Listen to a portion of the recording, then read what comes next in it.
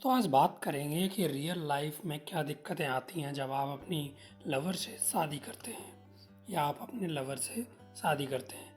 देखिए, दोनों लोगों का पहले आज़ाद रहे होते हैं, दोनों इंडिपेंडेंस होते हैं, तो उसको बैलेंस करना होता है। आपका इंडिपेंडेंस और आपको मिलजुल के रहना भी होता है, तो वो बैलेंस करना बहुत ज़रूरी हो जाता है। जब दोनों फाइनेंशियली इंडिपेंडेंट होते हैं और फिर जब दोनों की बंधन में बच जाते हैं, तो दोनों को अपने फाइनेंशियल शेयर करने होते हैं और उससे जो आपकी स्पेंडिंग हैबिट्स होती हैं, आपके खर्च करने के तरीके अलग अलग हो सकते हैं, तो उससे एडजस्ट करना ज़रूरी हो जाता है, वरना आपको दिक्कत आ सकती है।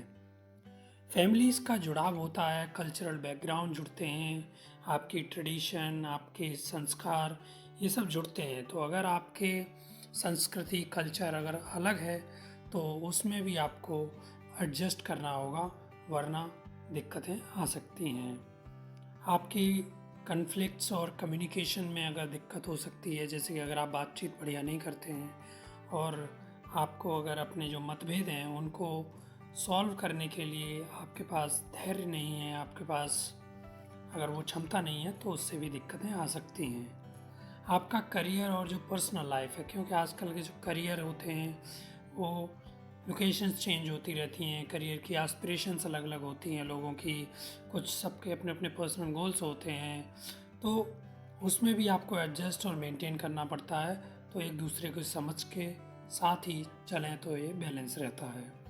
उसके बाद है कि जो चेंजेस होते हैं आपके करियर में, चेंज होते हैं, फैमिली में कुछ चेंज होते हैं, फैमिली आपकी स्टार्ट होती है, आपके बेबी वगैरह होते हैं, तो जो चेंज होता है कुछ भी, तो उसको आपको एडजस्ट करना होता है चेंज के हिसाब से, चाहे वो करियर में हो चाहे वो फैमिली में हो।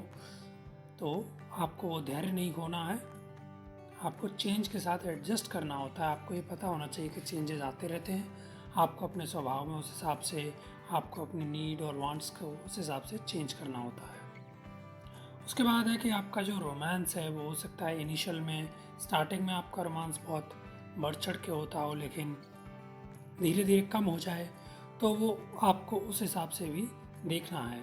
आपको अपना जो प्यार है वो बनाए रखना है, ज़्यादा क्वालिटी टाइम आपको उसको प्रायोरिटाइज करना है, ताकि आपका जो रोमांस है वो कंटिन्यूअस बना रहे। एक दूसरे की तरफ से एफ़र्ट तो हमेशा बनी रहे। अगर किसी वजह से आप दोनों नहीं मिल पा रहे हैं, लेकिन एक दूसरे की तरफ से, दोनों तरफ से एफ़र्ट ज़रूर होनी चाहिए कि जब भी मौका मिले क्वालिटी टाइम आपस में बिताएं। उसके बाद होता है कि डिफरेंट डिफरेंट एक्सपेक्टेशंस होती हैं दोनों की, दोनों मियाँ बीवी की, दोनों की डिफरेंट एक्सपेक्टेशंस होती हैं, तो आपको वो कॉमन ग्राउंड खोजना होता है। कोई अपने पार्टनर से कुछ एक्सपेक्ट कर रहा होता है, कोई अपने, और जो अपोजिट पार्टनर है वो कुछ और एक्सपेक्ट कर रहा होता है।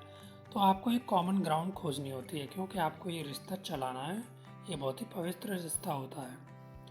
आपके जो घर के काम काज हैं उसको आपको डिवाइड करने में दिक्कत आ सकती है अगर आपने सही तरीके से नहीं किया, और वो आर्गूमेंट्स और फाइट्स में तब्दील हो सकती है।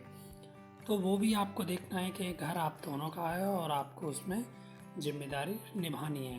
कभी अगर कोई काम में फंस जाता है तो आप उस काम को कर लें, कभी दूसरा पार्टनर आपका फंस जाता है काम में तो आप कर लें।